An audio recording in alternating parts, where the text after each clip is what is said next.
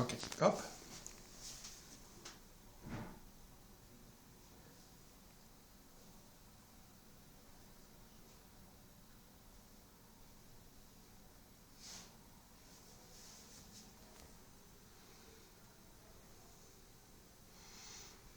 Sånn.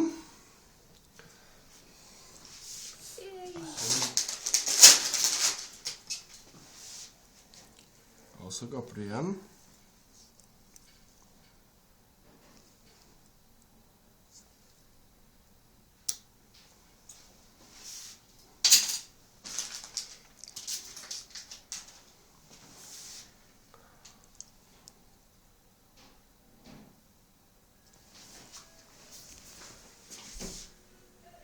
Jeg holdt på å flinke på den.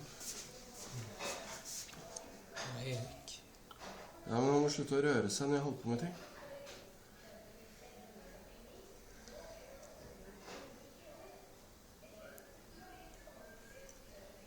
Sånn. Ja, da så du faktisk ut som en hamster. Så søt du er, da.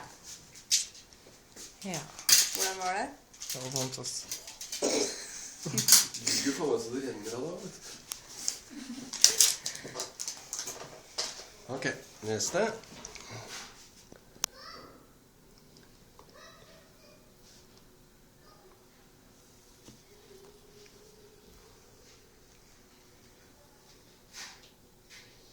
Tenker, gap opp. Jeg vet det er en helt umulig øvelse når ting er vondt, men sånn er det. Ja. Yay! Og så... Og da, får jeg den nå? Ja, vi tar det etterpå. Du kan godt svelge den når den kommer ut igjen om 72 timer.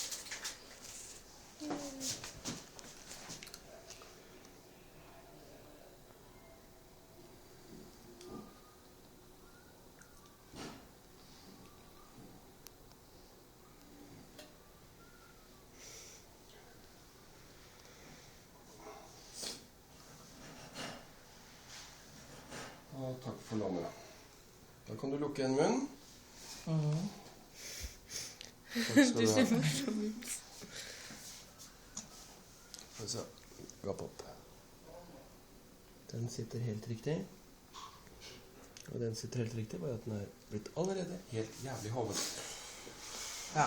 Hvis jeg følger med nå, så ser vi litt hvert. Og det blir mer og mer. Jeg kjenner allerede inn i Ja. kjeften. Du ser så liksom. morsom ut nå. Du ser ut som en alien.